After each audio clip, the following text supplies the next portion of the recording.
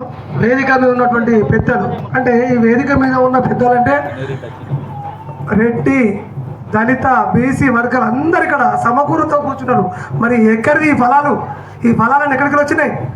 ఆ రోజుల్లో మనం చూసినాం అయ్యా రెడ్డి పటేల అనేటువంటి పరిస్థితి నుంచి నేడు ఇలా దళిత జాతి బిడ్డలు మన బీసీ బిడ్డలు వేదిక మీద అలంకరించారంటే ఇలా ఆయన రాసినటువంటి రాజ్యాంగం ఒక బలమైన పుస్తకం. అది పుస్తకం కాదు, అది దళిత బహుజనుల ఒక ఆత్మగౌరవ ప్రతీక అని చెప్పేసి ఈ సభ ద్వారా చెప్తున్నా.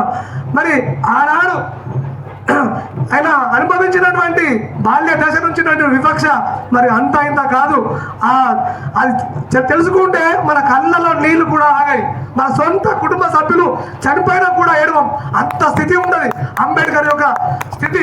మరి ఆ స్థితి ఏ తరగతి గదిలో ఆయనను అవమానించారో ఆ తరగతి గదిలే అక్కడి నుంచే మన దళిత జాతి బిడ్డలకు మన బహుజనులందరికీ కూడా కూర్చునేటటువంటి మనకు చేయడం జరిగింది.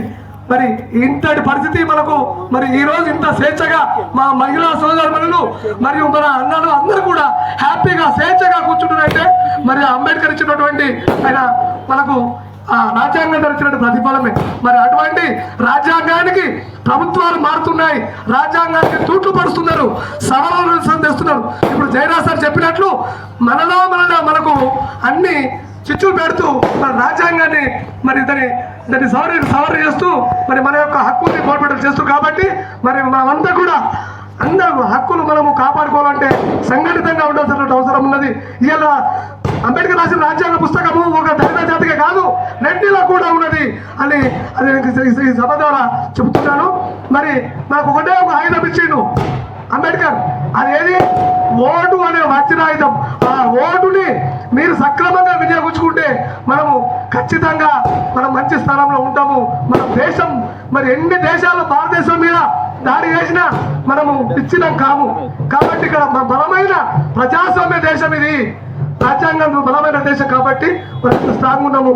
మరి అందరూ కూడా మున్ముందు ఈ జయంతులు కానీ జయంతులు చేయగా సరిపోదు, మనం కులాలు అనేటువంటి ఈ గోడలని మనము విడగొట్టాలి. ఈ మతాలు మనము కులాలతో కొట్టుకుంటూ ఉంటే మనం ఏం సాధించలేము. కాబట్టి ఈ మత పిచ్చి కూడా తగ్గాలని నేను ఈ వేదిక ద్వారా మన తెలుస్తున్నాను. మత పిచ్చి ఈ మధ్య ఎక్కువైపోయింది. నేను చూస్తున్నా, చిన్నప్పుడు వేరు ఉండే, ఇప్పుడు మత పిచ్చి ఏం సాధిస్తాం? మతంతో ఏం సాధిస్తాం? మనం మంచిగా కష్టపడి బతుకుతూ మన హక్కుల్ని మనం పొందుతూ మనం సాధించాలి తప్ప ఏ మతం మనకు ఏమైనా చేయదు. మనం నమ్ముకున్నదే దేవుడు. కాబట్టి మనం ఇలా నేను జై శ్రీరామ్ అనగానే అది నేను జై యేసు అనగానే ఇది కాదు.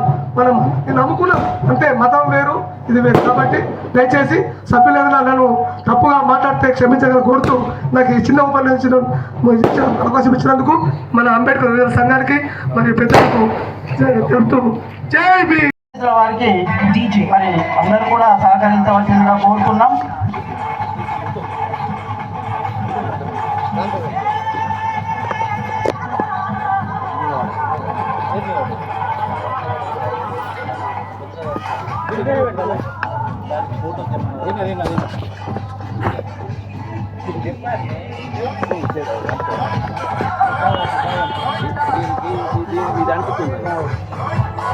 ఒక్కటే చాలేమో సార్, అంటే తెలుగు పచ్చింది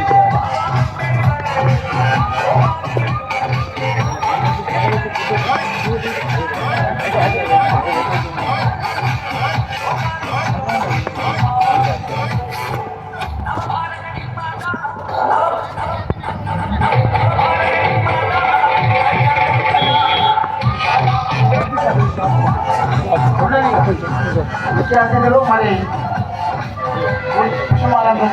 అందరూ కూడా బాబాసాహెబ్ అంబేద్కర్ బాబాసాహెబ్ అంబేద్కర్ ఆలోచన విధానం వర్ధిల్లాలి, అంబేద్కర్ ఆలోచన విధానం వర్ధిల్లాలి, అంబేద్కర్ ఆలోచన ఐక్యత వర్ధిల్లాలి ఎస్సీ ఎస్టీ బీసీ మైనారిటీల ఐక్యత మరి ప్రజలందరూ తమ స్థానంలో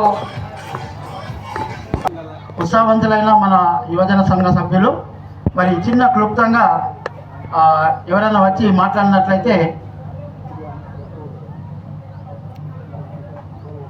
అనంతరం మరి అతిథులకు స్వాగతం మరియు ఇంకా యొక్క ఉపన్యాసాన్ని ఇవ్వవలసిందిగా కోరుతున్నాను. వేదికను అలంకరించిన మన కట్టమల్ల నరసయ్య గారికి మరియు పెద్దలకు, వేదిక నుంచి పెద్దలందరికీ, మరియు అంబేద్కర్ యూత్ సంఘములకు మరియు మహిళా సంఘాలందరికీ నా యొక్క అంబేద్కర్ 130వ జయంతి శుభాకాంక్షలు తెలియజేస్తున్నాను. డాక్టర్ బిఆర్ అంబేద్కర్ జీవిత చరిత్ర చూసినట్లయితే 1891 ఏప్రిల్ 14వ తేదీన రామ్జీ భీమ్బాయికి డాక్టర్ బిఆర్ అంబేద్కర్ జన్మించారు. వాళ్లకు 14 మంది సంతానం. 14 మంది సంతానంలో 9 మంది అనారోగ్య కారణంగా మరణిస్తారు. అయితే 5 జీవిస్తారు. వారిలో 4 బలరాం, ఆనందరావు, మంజుల, తులసి. చివరివాడైన డాక్టర్ బిఆర్ అంబేద్కర్ చివరివాడు. డాక్టర్ బిఆర్ అంబేద్కర్ ఆయన తన అవమానాలకు, అసమానాలకు ఒక విద్య లక్ష్యమని, తన లక్ష్యమని విద్యను ఎంచుకుంటారు. తన విద్యాభ్యాసం ఏదో విధంగా ఉంటుందంటే మన పాఠశాల తరగతి గదిలో ఒక క్లాసులో లాస్ట్ గోడ గుడ్డి సంచి చేసుకొని కూర్చుంటారు. ఆయనతో ఎవరు మాట్లాడేవారు కాదు, ఎవరు నోట్సు దిద్దేవారు కాదు టీచర్స్. అంత అవమానాల కుంగి కూడా తన వెనుక వాడు ఎప్పటికీ వేయలేడు. అందుకని తన విద్యనే లక్ష్యమని అది అనుకొని విద్యనే అభ్యసిస్తాడు. మరి ఒక రోజు ఏమైందంటే బ్లాక్ బోర్డు యొక్క టీచరు పిలుస్తాడు. ఎవరిని పిలుస్తాడంటే అంబేద్కర్ పిలుస్తాడు.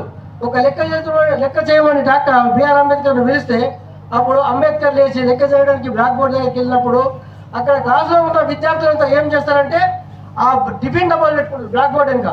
ఆ టిఫిన్ డబ్బాలు మైల పడతాయో అనే ఉద్దేశంతో పరిగెత్తుకుని వచ్చి టిఫిన్ డబ్బాలను తీసుకొని పక్కన పెట్టుకుంటారు. అయినా అంబేద్కర్ అవమానాలు, అసమానాలకు అయినా కానీ ఆయన వెనుక అడుగు ఎప్పటికీ విద్యాభ్యాసంలో వెనుక అడుగు వేయలేదు. కుల విషకౌగిట బడి నలిగిపోవు కదా నేటి దినం. ఏమైపోయే వాళ్ళమో అంబేద్కర్ లేకుంటే, ఏ చీకటి మింగునో తను వెలుగై రాకుంటే.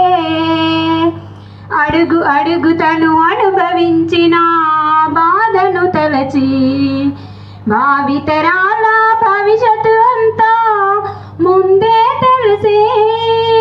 అడుగు అడుగు తను అనుభవించిన బాధను తలచి, భావితరాల భవిష్యత్తు అంతా ముందే తెలిసి. తన నెత్తుడి చుక్కలు లక్షల అక్షరాలుగా మార్చాడు. తన నెత్తుడి చుక్కలు లక్షల అక్షరాలుగా మార్చాడు. భారత జన నొదటి రాతను అంబేద్కర్ మార్చాడు. ఏమైపోయే వాళ్ళమో అంబేద్కర్ లేకుంటే, ఏ చీకటి మింగునో తను వెలుగై రాకుంటే. రాజ్యాంగం అణువు అణువులో జీవము నింపి, నేల మీద ప్రతి జీవజాతికి మనుగడ చూపి. రాజ్యాంగం అణువు అణువులో జీవము నింపి, నేల మీద ప్రతి జీవజాతికి మనుగడ చూపి. ప్రపంచమే దుఃఖి చూసేల ప్రతిదీ పద్దుపరిచాడు. ప్రపంచమే దుఃఖి చూసేల ప్రతిదీ పద్దుపరిచాడు. విశ్వంలో ఉన్న జ్ఞానులకు గురువులాగా మరి నిలిచాడు. ఏమైపోయే వాళ్ళమో అంబేద్కర్ లేకుంటే, ఏ చీకటి మింగునో తను వెలుగై రాకుంటే. తెలుసుకొని తెలుపగరండి ఆయన చరిత, గొంతెత్తి వినిపించు మహానీయుడి ఘనత. తెలుసుకొని తెలుపగరండి ఆయన చరిత, గొంతెత్తి వినిపించు మహానీయుడి ఘనత.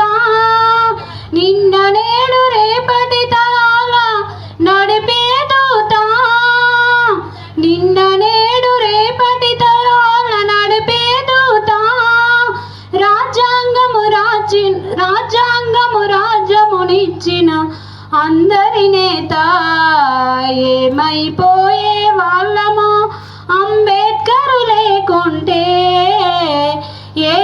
చీకటి మింగును తను వెలుగై రాకుంటే. మీ అందరికి జై భీమ్. ఎన్ని సమస్యలు వచ్చినా ఎన్ని కష్టాలు వచ్చినా ఎదిరించే సామర్థ్యం మనం కలిగి ఉండాలి. అందుకే మీరు స్త్రీలు భాగస్వామ్యం చేసిన ఈ అంబేద్కర్ మరి మన అభ్యుదయ రాజ్యాంగంగా బాబాసాహెబ్ అంబేద్కర్ రాయడం జరిగినది. ఇప్పుడు ప్రస్తుత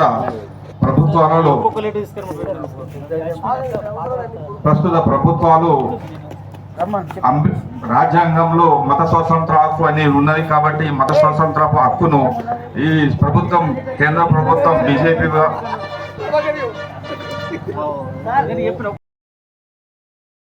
ఈనాటి బాబాసాహెబ్ అంబేద్కర్ గారి 135వ జయంతి సందర్భంగా మన గ్రామానికి విచ్చేసినటువంటి ముఖ్య అతిథులు, ఆర్మూర్ నియోజకవర్గ కాంగ్రెస్ నియోజకవర్గ అభ్యర్థి పెద్దలు వినయ్ కుమార్ రెడ్డి గారు, అట్లాగే Armoor market committee chairman Saibaba Goud గారు, మరియు ప్రముఖ వైద్యులు గౌరవనీయులు రవీందర్ గారు, వేదికను అలంకరించినటువంటి మాజీ మండల ప్రజాపరిషత్ అధ్యక్షులు భాస్కర్ నర్సయ్య గారు, మాజీ సర్పంచ్ కమలాకర్ గారు, మాజీ జడ్పీటీసీ సావేల్ గంగాధర్ గారు, మాజీ ఎంపీటీసీ గంగాధర్ గారు, అట్లాగే మన గ్రామం నుండి ఆర్మూర్ మార్కెట్ కమిటీ డైరెక్టర్గా ఎన్నుకోబడ్డటువంటి కాలు రూషణ గారు, మరియు ఇక్కడికి వచ్చిన వివిధ గ్రామాల నుంచి వచ్చిన ప్రముఖులు, మాజీ చైర్మన్ లింగగౌడ్ గారు కావచ్చు,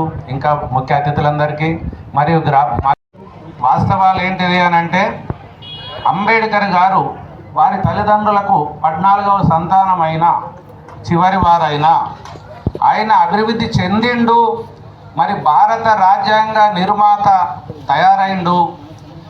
విద్య ప్రతి ఒక్కరు గమనించవలసింది తమ తమ పిల్లల్ని మీరు ఎంత కష్టపడ్డా, తమ పిల్లలకు ఆస్తులు కూడబెట్టినా, పిల్లవాళ్ళకి క్రమశిక్షణ లోపిస్తే మీ ముందే వాళ్ళు మీకు నరక యాతనని చూపిస్తారు. కాబట్టి మీ కుటుంబాలు మీరు ఎల్లవేళలా సుఖశాంతులు ఉండాలంటే అది ఏకైక మార్గమని మరీ నొక్కి వక్కానిస్తూ దీని మీద ప్రతి ఒక్కరు కూడా దృష్టి